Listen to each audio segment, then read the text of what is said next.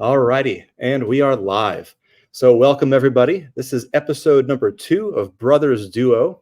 I am Brian, HighPopProfessor, and joining with me once again is my brother, Iconic Al from Iconic Baseball. Ah! So how you doing today, Al? Last time we didn't go into why we called this Brothers Duo. I feel like we should tell the story. Do you want to tell it? Because there's a story why we call this Brothers Duo. Yeah. So okay, so yeah, it was funny. Actually, our dad, commented and said like, "Hey, I like the last video you did, but Brothers Duo doesn't have anything in the name that would suggest baseball or Exactly. baseball collecting. It makes no sense whatsoever to anybody else except for us." What does that have to do with the hobby at all? It's like, no, it doesn't. But at the same time, it has to be called this because So in elementary school, right? We went to the same school. We were 3 grades apart. We overlapped a bit there we did. There were a couple years, where kindergarten through 4th, we had a couple where we were both in the same school. Our elementary school bus driver was this guy named Dwayne, and I don't think he was all there in the head, but that didn't matter because he was very passionate about his job. And he viewed his job as yes, his mission is to deliver the kids safely to school, but also marginally safe. I mean, but still make it entertaining. And so he would take the turns a little too fast sometimes, but still, safely-ish, and would make some weird noises as he would do that, as one might on a roller coaster. So I believe you were referencing that with your noise you made. Yeah, he would go ah! as he sped around a corner, completely unsafe. He'd definitely be reprimanded in today's day and age when kids bring cell phones to school. They would get this on tape, and they definitely have him fired immediately. He would go viral and not in a good way. But we didn't really care, and that was fun anyway. And so what that has to do with the name, though, right? Is every time we would get on the bus, when it was our bus stop, he would sort of introduce us by name, say Brothers Duo, and I don't know why he started doing that or why he said that, but he did. And he knew we were brothers, right? And he would announce basically when we would get off the bus and when we would get on the bus, he would announce to the rest of the bus, and here they are, Brothers Duo, and it'd be embarrassing, but we'd stand up and walk off the bus. What else could you do? I mean, like, yeah, that's our stop. Time to go. Yeah. All right. Anyways, that's where the name comes from. That is the origin story of the name, the title Brothers Duo, and why we call it that. But that's for you, Dwayne. Yeah, this one's for you. Absolutely. And so the memory of Dwayne lives on somehow. Indeed. Okay, I thought we just needed to do that first. No. I think that's good. That's good. Yeah. So what's new with you? You had you went to a show today. I went to a card show in Denver this morning, and it was fantastic. It was the biggest and probably the richest in terms of the material there card show that I think I've been to in Denver since I've been here. And I don't know how many tables, but I would guess at least 150, maybe 150 tables, something like that. It was a big show for Denver. Filled up the entire huge room of this convention center. And I met Darren from Return to Collecting there. And I was lucky enough to get a limited release of Darren's new card. Love it. 38 Gaudy. With the cartoons. Return to Collecting, with the scribbles. Yes. And it's autographed. And it's a special numbered edition out of 10. Very limited. Actually, that's a perfect transition into what I wanted to sort of talk about today as our topic. I know last time we talked about collecting focus, and we may in fact return to focus, have a part 2 or part 3 on that at some point. I like some of these topics that have to do with the hobby as a whole. Your focus sort of spans the whole gamut from pre-war to ultra-modern and everything in between. I'm sort of a narrower channel. I stay in my lane of the 80s rookies and 90s inserts for the most part. But yeah, so as a contrast to last week's topic, I wanted to touch on another one, which is scarcity. And I wanted to sort of talk about the difference between natural scarcity and manufactured scarcity. You kind of hear these terms being sort of bandied about particularly with ultra modern, the rise of these numbered parallels, these the proliferation of one of ones that are ironically becoming not that scarce anymore with how many of them are produced every year. And so, yeah, I feel like that's a worthy topic for us to talk about and to well, just to discuss and show some cards and discuss whatever it is we want to discuss about it. Yeah, and it's not a black and white topic, and it's not a topic you could talk about in isolation, scarcity, because there's the two types of scarcity you talked about, which, organic scarcity, generally referring to cards like maybe from the pre-war era or the golden age, where the cards were produced without a sense of these are going to be valuable or these are going to be highly collected in the future.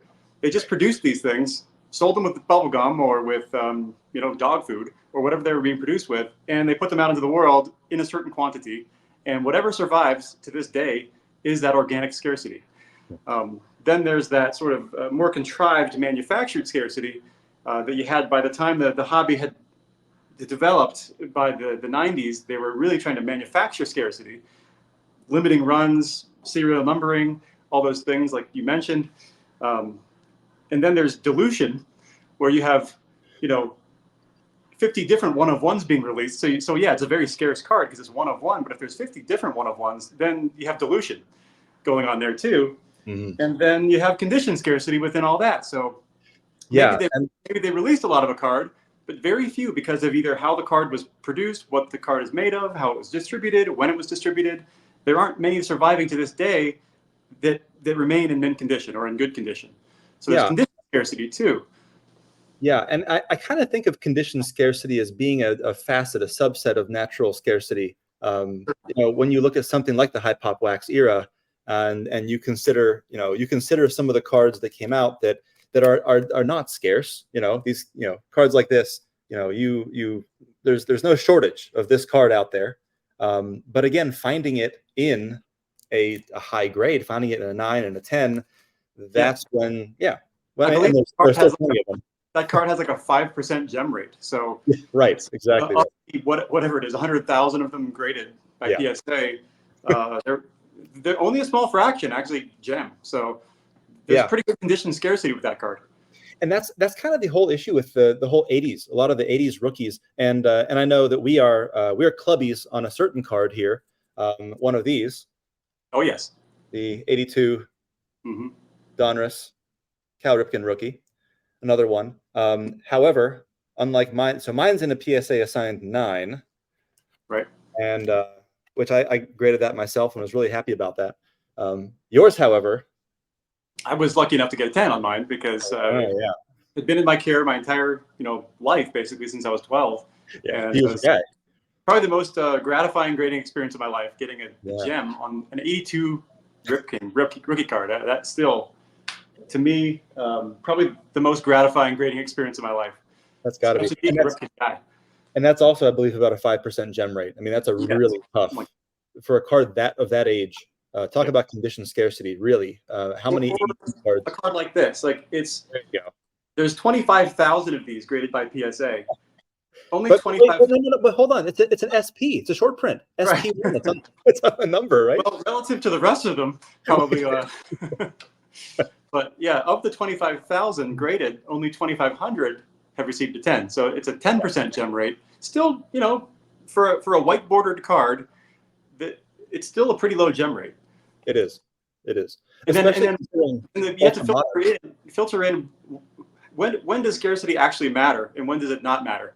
Then the demand side comes in. If you have a Steve Beezer, pop 1, it's very scarce, but who the hell cares? It's Steve Beezer, that's where this card, there's 2,500 of them, but it's Michael Jordan. It's the first licensed card of him with the baseball bat. So it's a little bit more meaningful and important than, Joe Schmo. Right. And so the demand side matters too when you're talking about scarcity. Absolutely. Yeah, and the gem rate, of course, as you get more and more modern, of course, a lot of ultra modern stuff. If it's not a 10, it's kind of worthless. I mean, not worthless, but it's not giving you any kind of a bump in value to get a 9. I mean, a lot of people, I mean, it's so, I would say bad, but it's gotten so bad where a lot of people would consider cracking open a 9 just because the potential that it could be a 10 will make that card sell for more than they would otherwise be able to get when, you know, it's got a 9 on the label. Yeah, in the modern world, all you have is conditioned scarcity. That's all you have, because you have dilution to such a high degree. How many different Ronald Acuna rookie cards are there out of the world? I mean, hundreds of Ronald Acuna. The gold wave, you get the gold shimmer, you get the gold mini diamonds, you get the gold refractor, you got the the gold quantum, whatever. I mean, I lose track. But so to have anything that means anything, it better have at least some manufactured scarcity and some conditioned scarcity going for it, because otherwise it won't matter at all. Yeah. And none of them may matter if Ronald Acuna doesn't turn out to be a top tier player in the annals of baseball history. And we are sure. You know? I kind of feel bad for Topps, you know, and Fanatics a little bit. You know, they're trying, you know, they're trying to 10x the hobby, and how do you do that when, you know, you've got to create more product to get out there. So on one hand, you got to create enough so that people can actually, you know, buy these cards and get a hold of them. But at the same time, you want to be able to have enough really good hits in there and rare cards to make it exciting and give lots of chases. And so I feel like, you know, when you had, you know, in the late 90s, you had your Circa Raves, you had your platinum medallions, you had your PMGs and stuff. You had your really rare parallels. That was it. That, you know, that was what you had. What we have now is they've diluted things so that so everyone can get a hit. Everyone can get it. There's many hits. Yeah. And now you've diluted it to the point where none of the hits matter anymore. Yeah, that's a shame. You can 10x the product, but you need to 10x the people. Yeah, that's what you need. The demand side needs to 10x. And I don't know how you do that organically. And we don't know if that 10x means their profits. I mean, it was unclear how that was intended. So there's that too. Yeah. Yeah. So yeah, I think when it comes to the 80s, the really high pop stuff, clearly it's the opposite of scarcity. You know, this stuff is, you know, printed to the moon, and but there's no dilution. No, it's also true. You have one Eddie Murray rookie card. There's one Ricky Henderson rookie card. You know, there's one Ricky Henderson rookie card. Yeah, there may be a fair number of them out there, but there's only one. Yeah. So that's something. There's no dilution whatsoever. Yeah. And also what's interesting too is as you go back in time, you know, with the ultra modern, the kind of value bump you get for a 10, you know, it's nice. You know, people are going for that. As you go back to the 90s inserts, you know, 90s inserts were so condition sensitive. I mean, gosh, I feel like a lot of these early 90s stuff, you know, from 90 to I don't know, 90 to 95, anything in the early 90s, something like Jeter, right? But that's a card where, there you go, these early, there you go, 93 inserts, there you go, peak. No one was grading. Grading didn't exist yet. No, so of course not. It's like, who thought to this is foil, and so is your Jeter. Yep. No one thought to meticulously take those right from the pack, and even if it was out of the pack, it probably wasn't mint.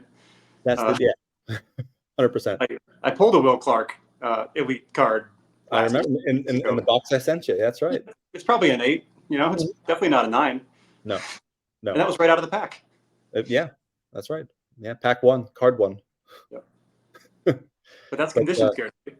Yeah, it certainly is. It certainly is. And you know, with the technology and the innovation era, you know, this was one of those things where, you know, it was the first time they had printed on like a foil stock, and so they didn't know what they were doing as far as cutting these things and making sure the edges and corners were good. That was not it was a complete afterthought. I mean, all the SP cards were all kind of chipped up on the edges. Same with the Platinum Power, you know, like that, the first die cut insert that they had, you know, great card, but good luck finding a PSA 9. Like those things. It goes right along the innovation era. They were innovating. They were trying things. They were experimenting. A lot of what they did was amazing, but the quality control wasn't quite honed in yet. Exactly. And so, yeah, you just showed a really cool cracked ice 93 Donruss Elite. Right. And I just showed the SP, you know, Jeter rookie from 93. Here's another set from 93. This is an Elite Dominator. Right. And this is a big hurt. And these Elite Dominators, from 93 Donruss, I mean, talk about condition sensitivity. This is a card where it's so easy to chip the edges, where once that green foil chips off of there, you get this yellow underneath. You see along the top border there. Like, Yep. to find an example of one of these cards that doesn't have any of that green foil, that hasn't chipped off the top, I mean, super tough to find them. And that's why, like, for a Greg Maddox one, you know, I was very excited to get this in a PSA assigned 9 that doesn't have any of that. But it's really, I mean, super condition sensitive. Yeah. And so we have the condition scarcity. Rare. The unknown is, what does the demand side look like going forward? You know, Right. and if we already have condition scarcity, then it probably won't take much in the way of demand side increase to push a value of a card like that much higher if it's in a 9, for example. It doesn't take too many people. If there's only, 12 of them on the pop report, with 5 higher, it doesn't take too many more people to want that card in a high grade to push the value of a card like that higher. That's a good point. I mean, I wasn't really thinking about, I don't know. I was thinking from a more of a collector's mindset when I was looking into that. I just wanted a really nice condition copy, but the fact that they are so hard to find doesn't hurt. I want cards that I buy to hit as many boxes as possible for me. I want it to hit nostalgia. I want to love the look of it. I want it to look awesome. I want it to be a top tier player, and I want it to be something that will hold its value in the future. Hopefully go up. But if it hits all those boxes for me, it fills a hole in my collection. It's a player that's top tier. It's nostalgic for me. It looks amazing. I love the look of it, and I think it has potential to hold its value. Then now I'm interested. Nice. Hard to argue with that. I mean, really, I can't. But yeah. So yeah, I mean, yeah, a couple directions to sort of go with this. I was thinking the other day how with the fact that scarcity is sort of a big topic. People are comparing the print runs today with the print runs of the HighPop era, and hey, this is version 2.0 coming. Look out. And then there was an unusual parallel that was drawn that I know you were wanting to sort of talk about, and then you might in fact talk about this in a future video. This sort of talks about how some of the strange low pops of the pre-war era kind of mimic some of the 90s inserts. In some ways. Yeah. In some ways. So yeah, could you talk a little bit about that? Because I thought it was just fascinating. Just your thoughts on that. I'll just get an example here. Please do. I'll just get the first one I can grab here. But let's just compare a couple cards. And I'm in no way equating these in terms of how important they are. But if you had like a refractor, like a 95 Bowman's Best Ripken refractor. Beautiful. Offhand, I don't have the pop numbers in front of me, but this is in a 9, PSA signed 9. Mm-hmm. It's a pretty low population PSA 9. There aren't a lot of these. It's low double digits. Offhand, I don't know, it's like a pop 25 or whatever. Something like that. Yeah, it wouldn't be any higher. With 10 or 12 higher or something like that. Yeah. That's very similar. And that's also a set that you have to be careful about hulking as well. And I just had a video about that. But that one in a nice 9, and it's a 9 that's a more recently graded 9 too. And so that's a really nice copy. And not a numbered card. Nope. I don't know how many they would have, produced or manufactured, but in the 9 grade, it's extremely limited. It's extremely scarce. Different than a card like this, which would be, an organic scarcity, a Babe Ruth card from 1923. I think PSA has graded 65 of these or something like that total. You can't compare Ruth to Cal Ripken, or they're not the same in terms of their status. They're both top tier players, but these obscure pre-war issues, you can compare them to a 90s parallel in a high grade in a way. Well, I think you actually can, because really it's sort of like with Ultramodern and the 80s rookies, it's sort of like 10 or bust. Mm-hmm. If you're trying to get something in a either a investment grade, or you're trying to increase your value the most you can, if it's not a 10, it might as well not even be slab. Right. Because the value bump you get on, it's just not that, a Barry Bonds rookie and a 9 is still only a $30 card, but a 10 now it's 200 or 300, and so that's okay. That's a nice multiplier. That's really great. But when it comes to, like you said, the 90s parallels, people don't bulk at a PMG that's in a PSA 5 or 6. Like that will sell. People want that card. And with pre-war, it's the same thing. It's just, the grade almost doesn't matter. It's just, do you have the card? Right. Like it's about getting the card. I don't care that this root.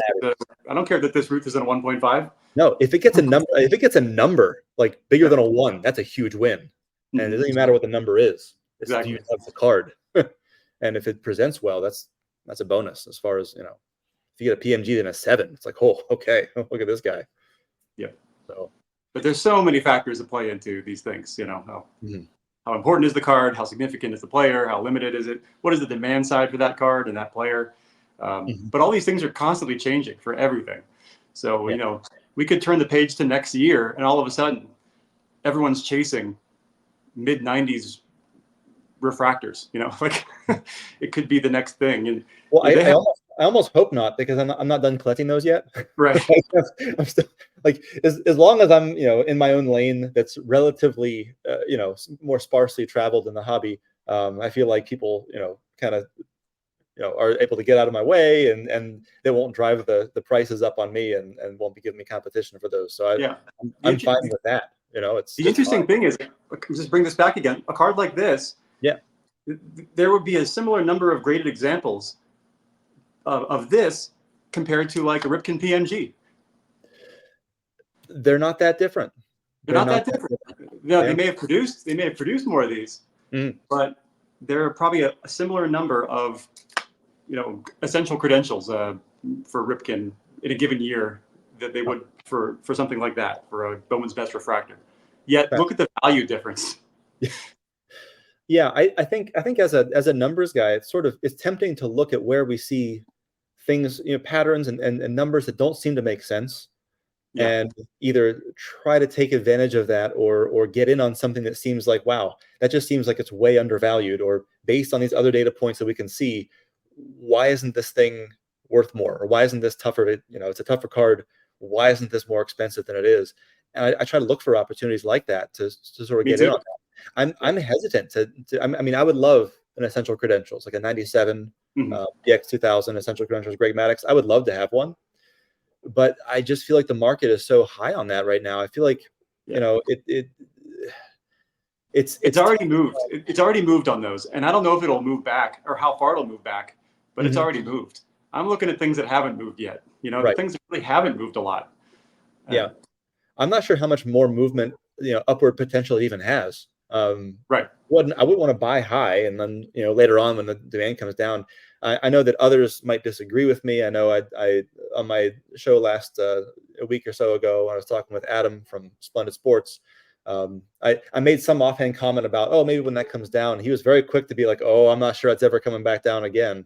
It's like, well, and maybe he's right. Look, I don't really know, but all I'm saying, the market and the economy has to support prices of cards like that. I mean, I don't know how many cards of 5 figures or above this economy, and if the economy takes a dive, how many cards, 5-figure type sports cards, the economy can support at those levels. And I think if the economy slows, you'll see the highest value cards, especially the stuff that went up exponentially in the last 5 years, will fall the farthest. Well, I think you're right, and not only the high value cards, but the PSA 10s in general too are sort of the most volatile, and so they'll have the biggest swings when the market's hot.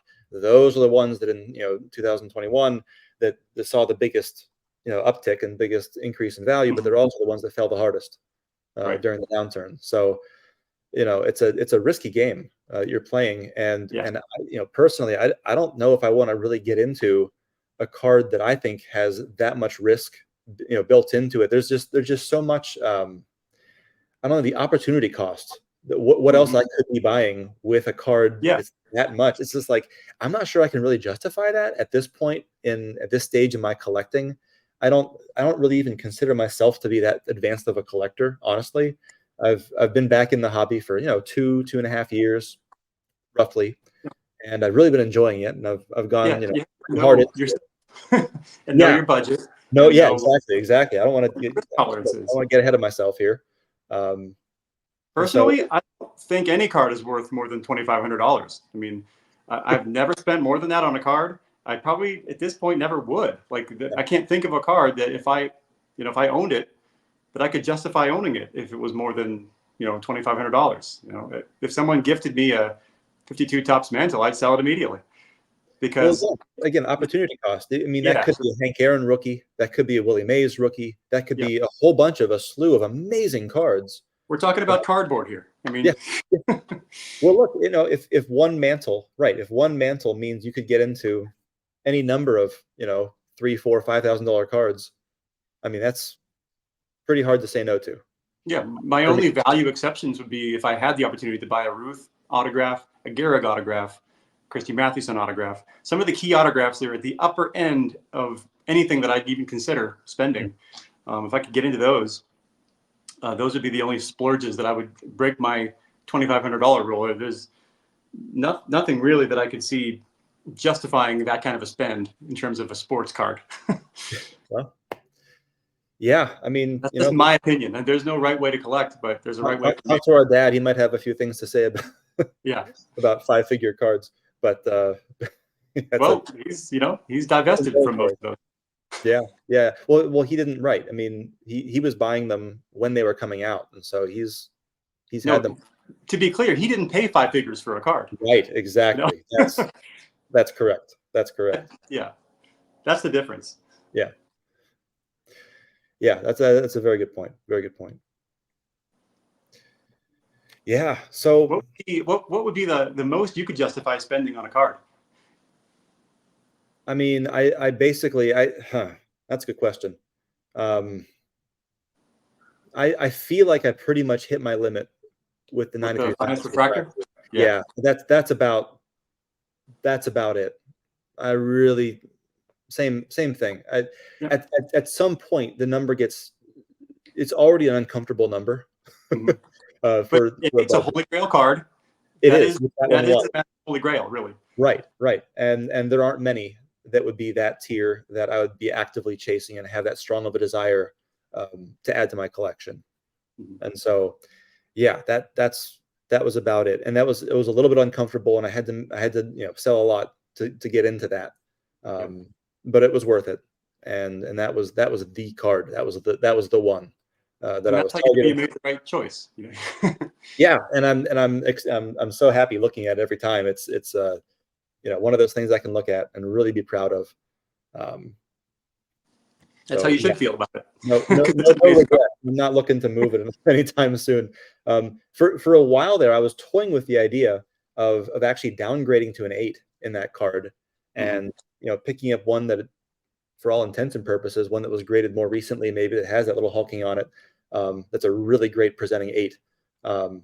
But there is something more exclusive about the number 9 on there for that specific card that I feel better about it. Saying, I agree. I think you made the right choice. Provided that you could do it in your budget, you should generally buy the best you can afford when it's something that important. Yeah. When it's that big of a card, for me, that's a big card, a really big card. Then, yeah, that was what I went with, and so I agree. In that case, no regrets. Nope, not for that one. Nope, absolutely not. All right. Well, so we've talked a little bit about this sort of natural scarcity, and the manufactured scarcity. Of course, condition has been in there too. Is there one in particular that you think is like more important than the other from your perspective? As someone who collects from every era, I don't know. I find coolness in all the scarcities. Mm-hmm. I think the pre-war is just the coolest, just because it truly is like how cool that this thing survived 100 years. Somehow got cut from a candy box or was redeemed for ice cream, or came with ice cream, and somehow survived to this day in a tobacco package to somehow be still somewhat presentable, so I can still see the image. And it's one of just a few that survive to this day. That, to me, there's nothing cooler than that. That it survived the history that it survived. It's a meaningful piece of a meaningful player, regardless of the condition. I think that organic scarcity from the early era is the coolest. Yeah. To me. So I guess my question is, would an ice cream stain on your Yingling Pi Trainer, would it add to the card or detract from it? It would add. I mean, I think my Pi Trainer actually does have ice cream stains on it. Yeah. Do you have it? Do you have it available? Can we check? Yeah. Yeah. Go ahead and grab it. Yeah. I know, Greg at Midlife Cards has been on a big ice cream card kick over the last. Yeah, I mean, there's definitely stains on it. I mean, along this edge, you can see that there's. Let's see if you can see it. Hold on. Can I full screen you? Hold on a second. Let's see if I can. Will that work if I do? Let's see here. How can I make it? Let me. If I hit solo layout, will that do it? There you go. There's your full screen. So yeah, there is definitely some some staining on it. I don't know if it's ice cream, but I think we should definitely just say it's ice cream. Yeah, we'll just say it's ice cream. Yeah. Yeah. See that staining on the top? Yeah. Totally. What a cool release. That is awesome. That is fantastic. And there's like 8 of these graded. Yeah. That's great. That's the coolest type of scarcity to me. It's like a pop 3 with 4 higher or something like that. Something like that. It's Yeah, no, those are absolutely ridiculous numbers when you consider how few of them are actually out there. Yeah, it was a promotional item, and it was distributed with a product that they were trying to sell, and mostly they were discarded or pasted into an album or pinned up to a bulletin board or something, and then decades go by and it gets thrown away. But like the fact that some of them still survive is so cool. It's amazing. It's nothing short of a miracle. I mean, yeah, in an era when even in the 50s, 60s, everyone's mom was throwing away the shoebox, the dreaded shoebox. Yeah, the cards that survived the bike spokes and the cards that just shouldn't even be here, but somehow they are. Thankfully, they produced a lot more of the 50s cards and the 60s cards. So even though many of them didn't survive, they produced enough of them to where they're quite available to this day. Mm-hmm. Although that's an entirely different kind of condition scarcity there. So I would argue that it's kind of funny how when you go back in the years, the ultra moderns, you're really just focusing on 10s. That's it. 90s, now it opens up to 8s and 9s, and even some 7s are or 6s are even okay if it's a rare enough card. The A's, again, you're kind of going back to the 10s and 9s if you can, But once you get back into the 70s and before, it really the span of grades that you find just opens up, and all of them are in play. PSA 3s and 4s, or you can find great looking examples of cards in the 50s that are 3s and 4. Really. Do you want to see a card that I picked up today? I do. Show me. While we're talking about this. While we're talking about, oh my gosh. This is a 1955 Topps Jackie in a 2. Yeah. And the PSA 2, which is a low grade card, but it's a really, really stunning 2. That is gorgeous. Hold on, I'm gonna get you on this. We got to do this justice. Yes, let's bring that up. So it's a really stunning 2. Beautiful. No creasing even. The corners are a little beat. Yeah. But the image quality is fantastic, and the back is great. The back is fantastic, and centering's good. Centering's decent. I mean, side to side centering is 50-50. Yeah. Top to bottom is a little off, but it's a beautiful card. And I was looking to add a second Playing Days Jackie, and the price was right. And so I was pretty stunned that I paid $350 for it. Nice. And for a card like that, $350 for a beautiful Playing Days Jackie from an iconic mid-50s set. In fact, it's 55, the year that the Dodgers won the World Series. So it's the year that Jackie won the World Series with the Dodgers. So it means a little bit more to me because of that.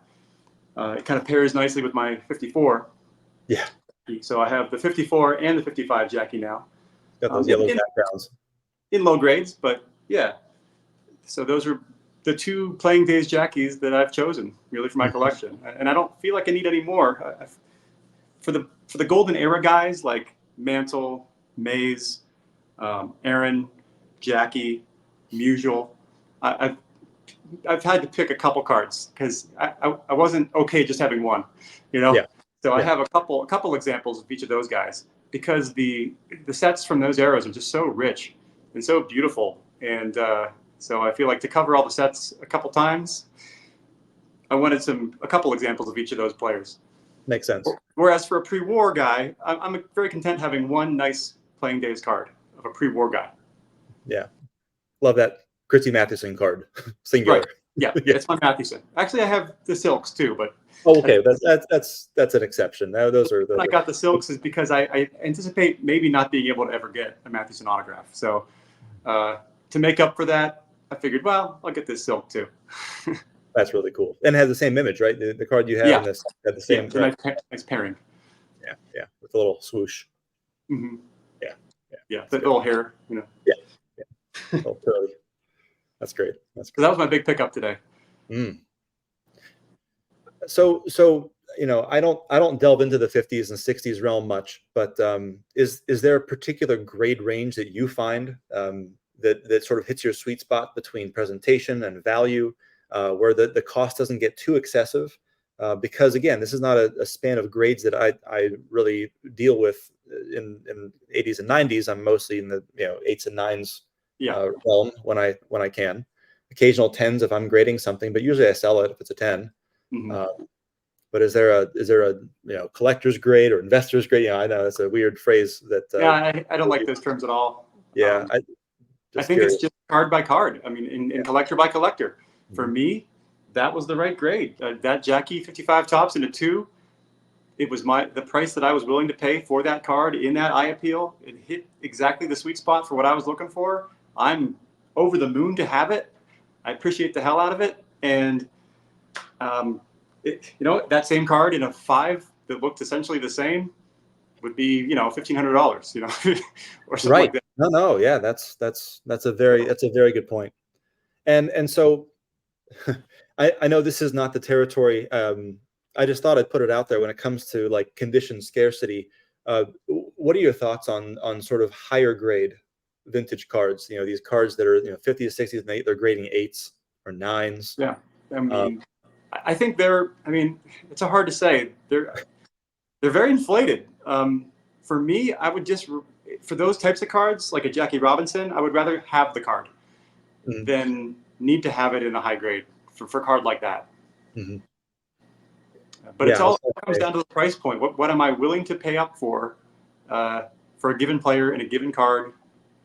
Obviously, I'll try to buy the best grade I can, but within reason. Yeah, I know. It's sort of again, there aren't like a ton of examples of that, but I think probably the best one in sort of my wheelhouse. I think there's 2 good examples where the price just kind of explodes for like the 9s and 10s, and doesn't really make sense to do that. So there's like this Jeter, I looked at it before, but this one, it's like you look at what the price is for this card in a PSA 9 versus an 8 or a Beckett 9 or whatever it might be, and it just makes sense for me to go for something like a Beckett 8.5, where I have an 8.5 in that same card. Yeah, it just, because anything higher than that, like that's about as much as I'm willing to resources to allocate on a piece like that. It's a great card. I found a good example. It wasn't a weak 8.5. It wasn't, it was with the subgrades. It was a nice presenting copy. I was very, very happy with it. But the price difference between that little bump in grade, I can't justify, between whatever it was, $350 and $2,000, like an 8 and a 9. Like, no, I'm not doing that. Forget about it. I want a nice copy of the card, but I'm not dropping 4 figures on a Derek Jeter card. I'm just not. No. And or Ricky Henderson, right? Ricky Henderson, 80 tops. Between an 8 and a 9, it's the same thing. It goes exponential. Yeah. It goes hyperbolic. You get a 10 of those things, it's like 50, 100,000. I mean, it's like, just get out of here. And I understand there's like 20, it's a pop 20 or something, and for a card that was that heavily produced, okay, I get it. But at the same point, you know, a lot of eights kind of, nines kind of look the same. I mean, they're not that different. And It's, on a it's different opinion. day, your Beckett 8.5 on a Right. different day could have been a 9. You know, Right. and still Exactly. could and still could Yeah. be. I still could, you know, crack it and resub it or whatever, Yeah. and someday might, you know, might choose to do that. I don't know, but yeah. But yeah, So I don't agree with, you know, a 10x multiplier for a half a grade higher. that's one doesn't make sense. Yeah, it's like if the price differential weren't that great, you know, then I could see myself going for something like that. But the fact that it is and the market has spoken, and apparently they are, because enough people are willing to do it and For spend now. that for now. For now. But which one is more vulnerable? That's the thing. You know, Yeah. if there's you know, a price correction in all assets, which one has more to lose? Yeah. Yeah. I think you're pretty safe buying an 8.5, you know, for $250. I mean, how much do you have to lose off $250? Maybe it goes down to 200. Okay, but if you pay $2,000 for a PSA 9 Jeter, and the economy hits a brick wall, and people liquidate everything, your $2,000 Jeter is now worth 700. You know. Yeah. That's a really good point. It's a really good point. I'm fine if my $250 Jeter goes down to 200. I don't really care either way. I'm not selling it, but Well, I was about to say that the point of me buying that card wasn't no. as an investment. It was because it's an important card to the hobby. You know, Yep, that's why I have it, because I remember that card fondly. I never owned it growing up, because it was always one of these cards that I couldn't afford. It was one of those cards that, like, it's always kind of one of those cards that was out of my specter. Well, it was off the radar, right? I mean, like I Mm-hmm. have a 95 Beckett over here that has Greg Maddux on it, you know, on the cover. And in that 95 price guide is an $8 card, you know. Right. So it was kind of fun to look back in time and realize, like, oh, there was a time you could have stocked up on like 100 of those things. And what you forget is, though, Derek Jeter really didn't gain prominence until years later. Yeah, you know, in 95, he was probably viewed like the way we view Bo Bichette right now, or something like that. You know, he was a good player. Yeah. He was a good shortstop. He was an excellent hitter, plus defense, leader, but he hadn't become Derek Jeter yet. You know, people didn't really start really collecting and knowing Derek Jeter was an all-time great until probably the late 90s, maybe even 2000 or somewhere around. It was early 2000s, really, is where Yeah. That's a fair point. There's no way to know. All right. Anything in closing we want to hit on before wrap this one up? No, I mean, I picked up my first Sadaharu O.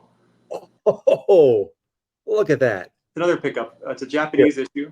Yeah. Here, let me get you full screen again. Yeah, been meaning to get a Japanese Sadaharu O card, and this is a 1975 Menko Sadaharu. Boy, is that cool! Uh-oh, we just lost him. Uh-oh. Well, we may have to cut this one short. Well, that's okay. We'll go ahead and wrap this one up. We'll call this a good episode. Thank you for joining Brothers Duo, episode 2. And we'll have you join us during the next one.